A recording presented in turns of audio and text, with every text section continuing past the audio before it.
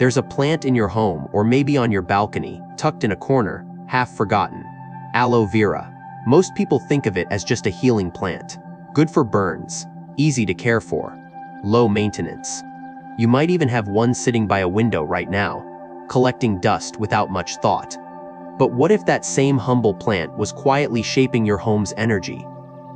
What if, by placing it in the wrong spot, you weren't just decorating, you were unintentionally blocking the flow of wealth and opportunity in your life? It sounds far-fetched at first. A houseplant changing your finances, but when you take a step back and really consider the spaces we live in, how they feel, how they move, how some corners seem heavy and others seem calm, you start to realize energy is real. It's not mystical or magical. It's in the tension that builds when you walk into a cluttered room. It's in the calm you feel when sunlight hits a clean surface. And aloe vera, as simple as it seems, doesn't just sit in a pot. It breathes. It stores moisture. It absorbs what's harsh and lets out what's healing. Feng Shui has always taught that everything carries Ki, or energy, and where you place things matters. Aloe vera is unique because it naturally holds both yin and yang energy. It's soft and cooling, yet upright and steady. That makes it incredibly responsive to its environment and powerful when placed with intention. But here's the part most people miss: put it in the wrong location, and the very plant that could protect your space might end up pulling it down. Today, we'll explore the best places to keep aloe vera in your home, not for beauty, but for balance. Because in a home where energy flows well, wealth doesn't have to be chased. It arrives quietly, naturally, and right on time. Part 1: where you place aloe doesn't just change the view, it shifts energy flow. 1. The front door, where all energy enters first. Most people decorate their entryway to make a first impression. A wreath, a welcome mat, maybe a lantern, a bench, a seasonal planter. We tend to treat the front door as a polite hello to the outside world. But in Feng Shui, your front door isn't just where people enter, it's where energy enters. And not all energy knocks first. Some rushes in, some lingers quietly, some drains you before you even set your keys down. Pause for a second and think, what's the very first feeling you get when you step inside your home? Not the thought, not the checklist, but the feeling. Heavy? Stale? Rushed? Or calm, grounded, clear? That moment matters more than we realize. Because your front door is the mouth of the home, it decides what comes in and what gets filtered out. And if that entry is energetically open, clean, and balanced, the rest of your home doesn't have to fight to stay well. It simply flows. This is where aloe vera becomes more than a plant. Placed at the front door, either just outside or just inside, depending on your space, it becomes a quiet guardian. Not a showy one. Not decorative in the way a floral arrangement might be, but strong, grounded, purposeful. Aloe has this unique ability to absorb what's sharp, what's chaotic, what doesn't belong, and transform it.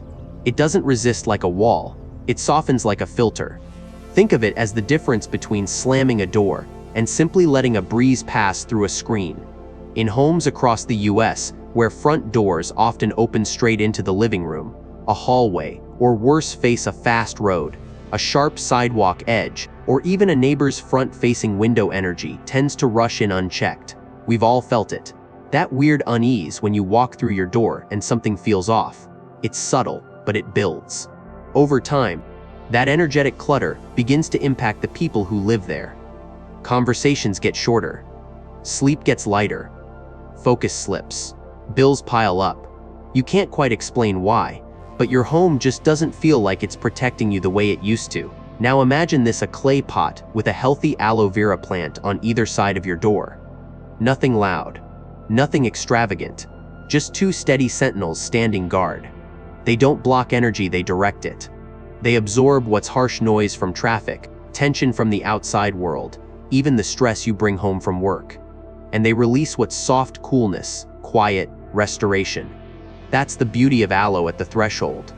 It doesn't wait for you to notice something is wrong. It works in the background, balancing what tries to enter before it reaches your heart. But here's what most people miss: placement matters. Material matters. Intention matters. An aloe vera in a plastic pot. Useless. Plastic doesn't breathe. It doesn't conduct energy. In Feng Shui, we say it belongs to no element.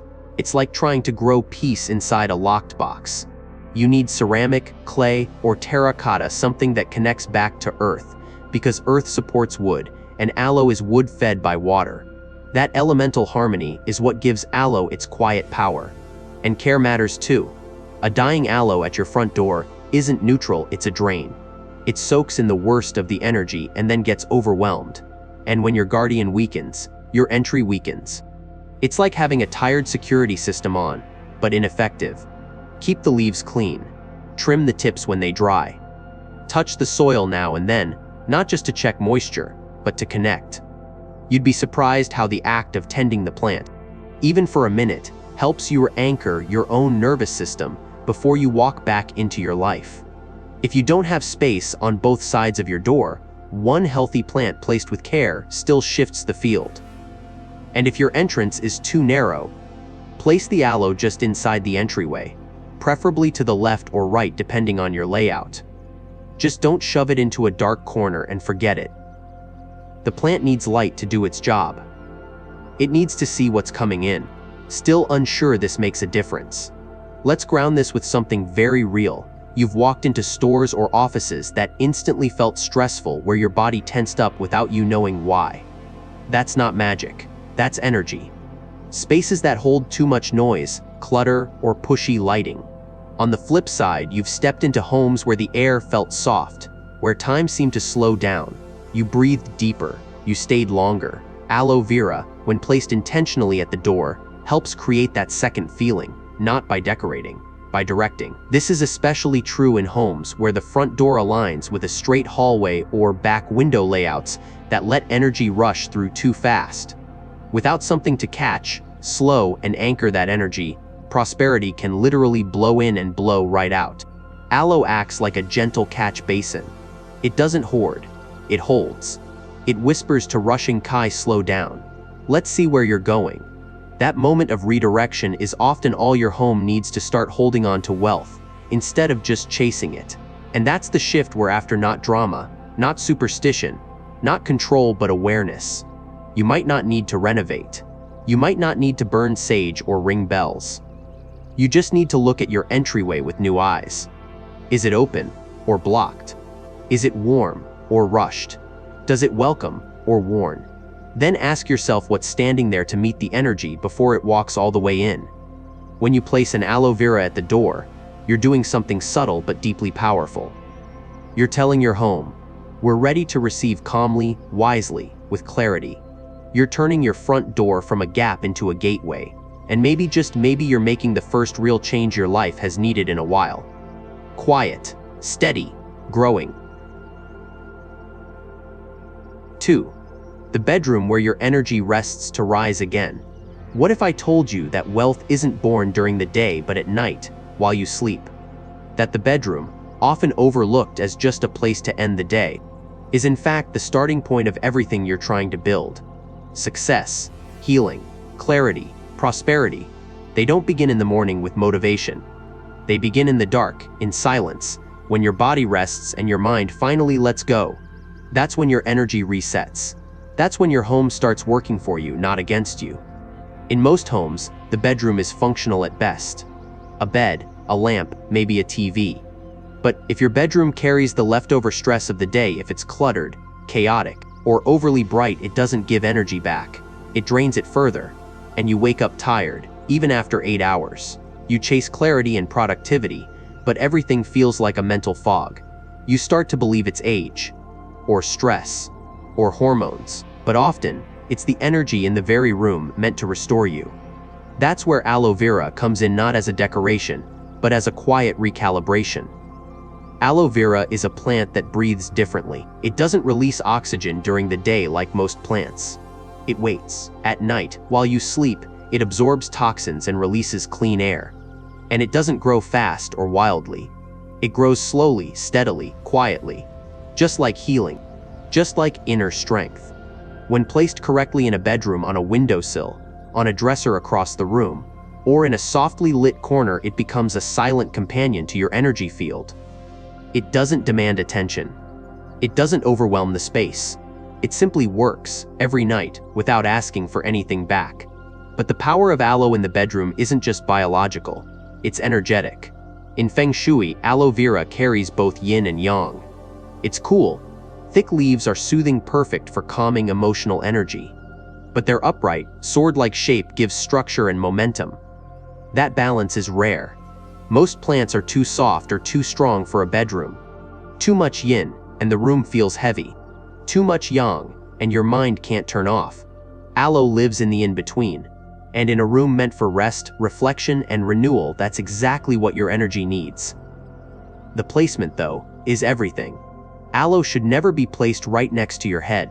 The energy above the headboard is sensitive, too much stimulation there, and your dreams turn restless. Instead, think of the plant as a breath. It should sit where it can quietly expand, not press in. Near a window with morning light. On a surface you keep clean. Somewhere your eyes pass by gently, not directly. This isn't a showpiece, it's a quiet healer, and it works best when treated like one. So many people treat sleep like an off switch. Work hard, crash hard, repeat. But your bedroom holds the emotional residue of every moment that came before it. If you argued before bed, the room holds that. If you fell asleep scrolling through news or emails, that anxiety lingers. Energy doesn't disappear. It settles into the corners of your life, especially the one place meant to reset it. Aloe helps soften that. Its presence, especially when paired with care, wiping the leaves, adjusting the pot, watering with intention, reminds your body that this space is sacred. That not every room in your house is for action. Some are for returning to yourself. There's also science to this. Aloe vera absorbs toxins like formaldehyde and benzene, often found in furniture, paint, or cleaning products. It increases humidity, easing your breathing. It releases oxygen when you need it most. But beyond facts, here's what matters when you wake up in a room that's cared for, that breathes for you while you rest. Your own breath becomes different. Softer, steadier, more ready to receive. And that readiness matters because the energy you carry out of your bedroom sets the tone for your entire day. You don't need to meditate for hours or redesign your home. Sometimes, the shift begins with one small green reminder that the world doesn't always need more hustle from you. It needs more wholeness, and you can't build wholeness from exhaustion. Let your bedroom become a quiet garden of restoration. Let aloe vera be your companion in that garden. Trim its tips when they dry. Wipe its leaves once a week. Whisper something soft to it, not because the plant needs it, but because you do. Because when you speak kindness into your space begins to echo that kindness back. And if you've been waking up tired, disconnected, anxious, don't ignore it. Don't push through. Your body is speaking. Your energy is asking for help.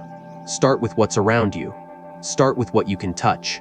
Aloe vera isn't a cure-all, but it's a start, a subtle shift, a steady breath, a companion to your own quiet rebuild. As we move into the next part of your home, the southeast corner, your energetic wealth zone, remember, no area of your life flourishes without rest. No prosperity expands if it's built on burnout. Aloe vera in the bedroom is more than a plant. It's a declaration that even in your stillness, you are growing. Even in your quiet, you are powerful. And even while you sleep, your home is preparing you to rise. 3. Southeast corner, your energetic savings account. Open your banking app and what do you see? Numbers, balances, activity logs. You track deposits, measure progress, and watch for dips. But here's something we don't always realize. Your home has a savings account too. Not in dollars, but in energy. Not in interest rates, but in flow. And just like with money, if that space is neglected, scattered, or unbalanced, things begin to slip. Not all at once, but slowly, silently, in ways that feel like bad luck or missed timing or goals that somehow never quite land. In Feng Shui, that energetic savings account lives in one place, the southeast corner of your home. This isn't superstition, it's orientation. Stand in the center of your house with a compass or app and look southeast. Whatever room or area lies in that direction, bedroom, office, kitchen, even a hallway, carries the vibration of wealth. Not the kind that comes fast and burns out, but the kind that grows slowly, compounds, builds momentum, and sustains you. This is where energy stores itself for the long run, and what you place here intentionally or not will either feed that savings account or drain it. Enter aloe vera. Not flashy, not luxurious, just quietly wise. A plant that grows slowly, conserves energy, and holds both water and wood elements within its form. It's not just compatible with the southeast, it activates it. Aloe's thick, water-filled leaves represent the nourishment wealth needs. Its steady upward growth echoes the momentum we hope for in our financial lives. Its color, a rich, vibrant green, symbolizes renewal. Its nature, balanced, self-contained, never excessive. In short, aloe vera is everything healthy wealth should be. But here's the truth, most people don't hear. Your southeast corner may already be working against you. Maybe it's blocked by a heavy cabinet or dark, stagnant air. Maybe it's cluttered with unpaid bills, old storage boxes, or broken items you've been meaning to fix. Maybe you don't even know where it is because you've never thought to look. And yet, this one area forgotten, ignored, overlooked could be quietly influencing your income, your opportunities, your energy to keep going. And aloe, placed with clarity and care, becomes the reset button. Start here, clear the space. Don't rush. Don't declutter like a chore. Do it like you're preparing a space to receive. Open the windows if there are any. Let light in. If the corner is dark or enclosed, add soft lighting, not harsh overheads, but something gentle, ambient, consistent. This is where Kai wants to gather, not scatter. Wipe down surfaces. Dust the walls. Remove anything broken or unused. Think of it like cleaning out a drawer before putting in something valuable. You're not just making room. You're shifting what that room says about your life. Now, place the aloe vera. Use a clay or terracotta pot, something that connects to earth, to grounding, to structure. Avoid plastic. Avoid shiny metals. You're cultivating stable, nourishing growth here, not speed. The pot itself should feel solid, earthy, intentional. As you water the plant, say something softly, not a chant, not a ritual, just a sentence that centers your energy. Something like, "As you thrive, so does my life." That intention threads through the soil and rises up with every new leaf. And here's the part most people miss: this isn't a set it and forget it move. The southeast corner responds to ongoing relationship, which means keep showing up. Don't crowd the plant. Let it breathe. Add symbols of abundance only if they feel personal and meaningful, maybe a small bowl of coins, a green crystal, a photo of a goal you're working toward. But never overwhelm the space. This is a vault, not a vision board. Let stillness carry the weight. What happens next isn't dramatic. You won't wake up to a lottery ticket or a windfall. But you might start noticing something else. Your thoughts around money soften. Your anxiety around planning eases. Clients return. Delayed payments finally clear. You begin to trust your flow again. Not because the plant made you rich, but because it helped you reconnect to the energy of growth that was waiting all along. And that's what this is really about. The southeast corner of your home reflects your inner belief in sustained wealth. Not just earning, but holding, growing, nurturing. If you've always felt like money slips through your fingers, or that good fortune comes in waves that never last, this is the part of your space to work with. Aloe vera doesn't fix what's broken, but it reminds the energy in your home and the thoughts in your mind that growth doesn't have to be loud to be strong. Let this corner become your ally. Let it breathe. Let it speak. When you pass by, touch the pot. When you water the plant, slow down for a second. Don't rush the ritual. Let it become a habit of mindfulness, because every time you engage with this space with care, you're making a deposit not into a bank, but into the energetic system that holds your life together. And if you're wondering how something so simple could matter so much, remember this: wealth doesn't just grow from work. It grows from rhythm, from restoration, from tiny, consistent choices that ripple outward. Aloe vera in the southeast is not a charm. It's a container for faith, for focus, for forward motion. And when your home carries that kind of message in its very bones, your life can't help but begin to respond. As we prepare to move to the next placement, the desk, the space of action, creativity, and momentum, know this: your southeast corner is the foundation. You don't build wealth on pressure. You build it on peace. And sometimes, peace begins with a single green leaf rising quietly in the light.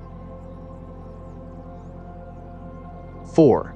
Desk or balcony where intention meets opportunity.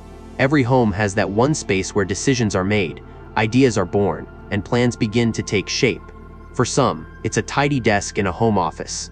For others, it's a kitchen counter turned workspace, or even a small chair by a window where thoughts finally settle.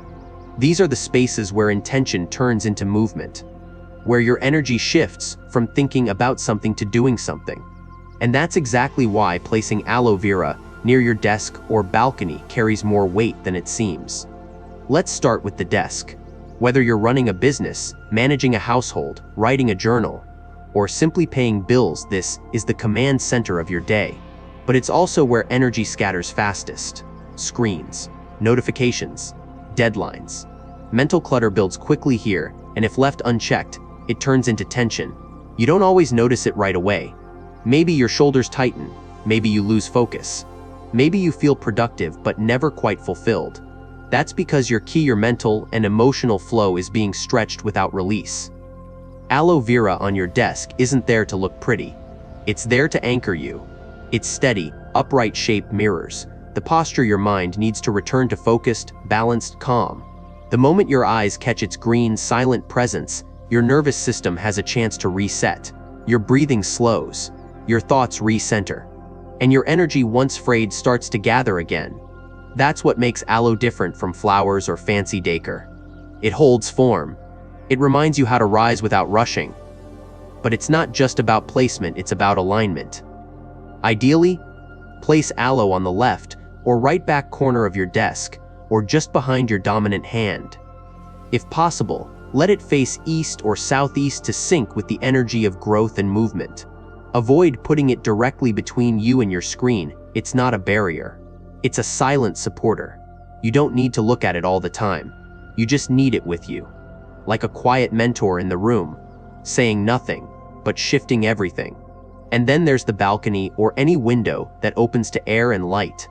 These spaces are often overlooked, treated as visual breaks or places to dry laundry. But energetically, they are secondary mouths of chi points where energy enters, circulates, and leaves. Wind, sunlight, even the sounds that filter through these all carry influence. If too harsh, they agitate. If too blocked, they stagnate.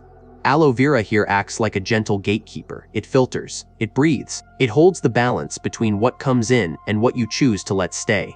Balconies, especially in urban homes, are often where energy moves fastest. Cars, people, sirens, sunlight bouncing off metal surfaces, it's a lot. And if you've ever stood on your balcony and felt strangely unsettled, this is why. Aloe helps soften that impact. It absorbs excess heat. It tempers sharp airflow. And when grouped 2 or 3 plants in earthen pots, it becomes a soft wall of green intention. A quiet message to the outside world. This space has boundaries, and they are cared for. But there's also something symbolic here.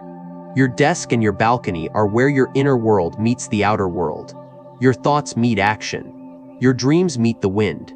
These aren't just locations, they're transition points. And transition points, when left unguarded, become places where energy leaks, where motivation drips, where clarity fades. Aloe vera, rooted and still, holds that threshold. It doesn't push. It doesn't block. It simply reminds the energy around you what to do: gather, center, grow. And just like in the southeast corner or bedroom, care matters. A dusty aloe on your desk is not neutral. It's a mirror. It reflects how often you pause to tend to the things that support your growth. Wipe the leaves gently. Turn the pot every few days. Let the plant breathe just like you do. And when things feel stuck or stagnant, when your mind hits a wall, don't force your way through. Look at the plant. Sit back. Let your energy reset. Let the key reorganize itself. This is the heart of Feng Shui.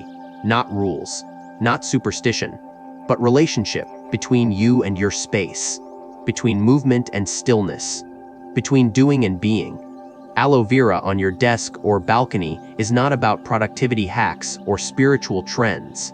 It's about remembering that your energy is always communicating, and that the spaces you spend the most time in are listening. So let this plant become your pause. Let it hold space for your focus without tension. Let it become the breath you forget to take. And when you're overwhelmed or unsure, let it be the small green anchor that brings you back not to doing more, but to doing what matters. As we begin to close this journey, one truth remains: your home doesn't just reflect your energy, it shapes it. And aloe vera, in these small, thoughtful placements, becomes more than a plant. It becomes a companion, a quiet company creator of the life you're building. Not loud, not urgent, but steady, present, rooted. Part 2: Common mistakes that turn a lucky plant into a drain. Not every aloe vera plant brings good energy. In fact, some do the opposite. They sit near the door, near your bed, near your desk, tired, limp, neglected. And they don't just look sad. They become silent sponges for the energy you're trying so hard to shift. People often say, "I have aloe everywhere, but nothing feels different." And here's the part that's hard to hear: it's not about having the plant. It's about how you care for it.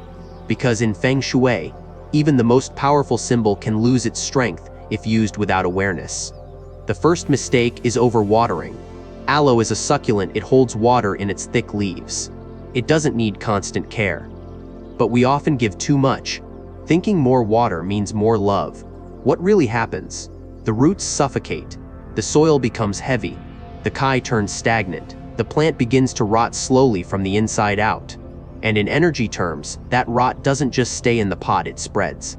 A drowning aloe is a quiet signal that the prosperity energy in your home is overwhelmed, overmanaged, or emotionally saturated. Water wisely, not with anxiety, but with rhythm. The second mistake is using the wrong container. Plastic is convenient, cheap, and everywhere. But in Feng Shui, it holds no element. It's neutral, disconnected, and closed. Aloe placed in plastic is like a tree sealed inside a box. It might survive, but it won't thrive. What you want instead is clay, terracotta, or ceramic materials that breathe, connect to earth, and support wood. This isn't aesthetic, it's energetic. Because when the roots can feel the earth, the plant grows stronger. And when the plant grows stronger, your energy does too. The third mistake: neglecting the plant entirely. A dusty aloe, yellowing and dry, sitting in a corner no one sees or touches, becomes a symbol of forgotten energy. It tells your space this intention is no longer alive, and your space responds accordingly. The kai dulls, movement slows, financial and emotional clarity begins to blur. And this doesn't just affect wealth, it touches relationships, motivation, even sleep. If the plant looks like it's not being cared for, it probably isn't, and neither is the energy it's meant to protect. And then there's placing the aloe in high traffic, overstimulated areas like the middle of a noisy living room, next to speakers, under bright lights, or near electronics that radiate tension. Aloe is not a loud plant. It does best in calm, clear, grounded spaces. Put it where it can breathe, where the energy is focused, not frantic. Otherwise, it loses its balance just like we do when we stay too long in chaos. So what's the real message here? That the way you treat your aloe is a reflection of how you treat your energy. Do you give too much without listening? Do you settle for what's easy instead of what's right? Do you plant good intentions and then walk away from them too quickly? Aloe doesn't need constant attention, but it does need care. It needs to be seen, supported, and kept in balance. Just like you. Because at the end of the day, Feng Shui isn't about plants or objects. It's about presence. And every time you look at your aloe, whether it's thriving or fading, it's showing you something. Not just about the plant, but about yourself. So clean the leaves. Adjust the light. Choose the right pot. Water it with patience. And in doing so, remind your home, your heart, and your future this energy matters. This life matters. And it's worth tending to gently, quietly, and with intention. Part 3: A simple ritual to unlock something big. You don't need candles. You don't need chants. You don't need a ceremony with incense and mantras. Sometimes, all it takes is a plant, a moment, and your full attention. That's the power of ritual, not in what you do, but in how deeply you show up when you do it. And when it comes to aloe vera, unlocking its energy isn't complicated. But it is intentional. And intention, when done with care, changes everything. This ritual doesn't require hours. It won't overwhelm your schedule. It's a practice of presence, no more than 5 minutes. But those minutes will speak louder to your space than weeks of rearranging ever could. Because this is where energy begins to listen. Start with cleansing. Not just the air, not just the room, start with the plant itself. Wipe its leaves gently, from base to tip, with a soft, damp cloth. Do it slowly, not like a chore, not like something to check off. Imagine you're clearing off the dust not only from the plant, but from old tension, old beliefs, from energy that's grown stale. Each swipe is a release, a small goodbye to what no longer serves. And as you wipe, breathe, not deeply, not forcefully, just enough to be present with what your hands are doing. Now, ground the moment. Place your palms around the pot, not gripping, just resting. Feel the texture. Feel the weight. This is earth. This is form. This is support. Close your eyes if it helps, and say something out loud or inside. A phrase that means something to you. It doesn't have to sound profound. It just has to be true. You can say, may this space be safe, clear, and abundant. Or, as you grow, may my life grow too. The words aren't the magic. Your awareness is. And finally, seal it. As you place the aloe in its chosen spot at the front door, beside the bed, in the southeast corner, or near your desk, whisper one last word.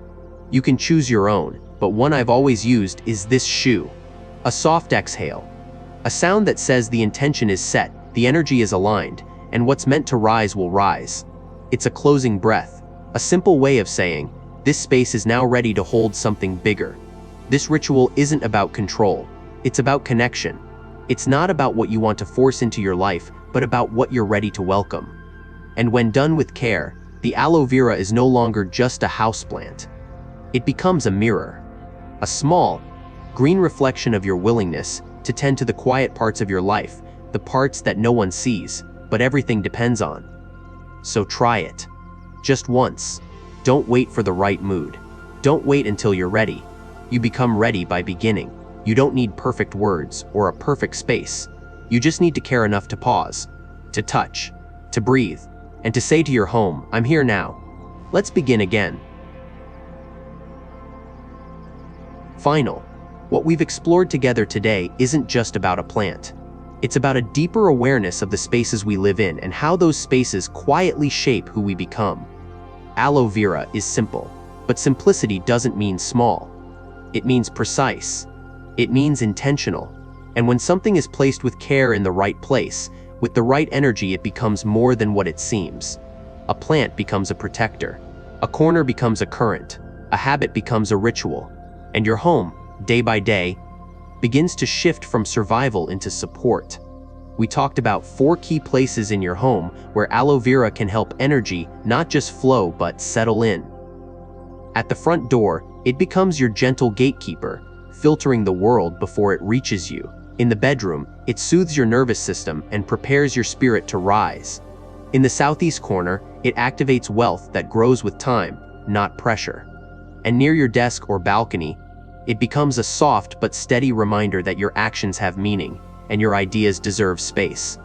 We also touched the shadow side, the quiet mistakes that drain power from even the most potent tools.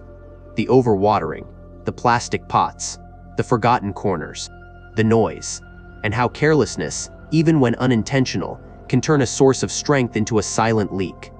But none of these lessons were here to overwhelm you. They were here to bring you back, to offer you a way forward, clear, grounded, and deeply human. Because Feng Shui isn't about superstition. It's not about fixing your life with objects. It's about seeing your home as a living system, one that listens, responds, and mirrors your inner state. It's science, yes. Energy, yes. But more than that, it's empathy. Between you and your space. Between what you dream of and what you're ready to receive. So, if you've made it here, thank you. Thank you for staying with this, for sitting in this space of stillness and reflection. I hope something in this message reached you, not just in your mind, but in your breath, in your body, in a quiet corner of your life that's ready to come alive again. Take what speaks to you, leave what doesn't. And maybe tonight, or tomorrow morning, you'll find yourself placing your aloe vera with just a little more care, whispering something you didn't know you needed to say. feeling perhaps for the first time in a long while that your home is finally listening. Until next time, may your space protect you, nourish you, and rise with you. May every green leaf you tend become a doorway for new energy to enter. And may peace find you in small ways, in still places, and exactly when you need it most. Thank you for watching, and thank you for coming home.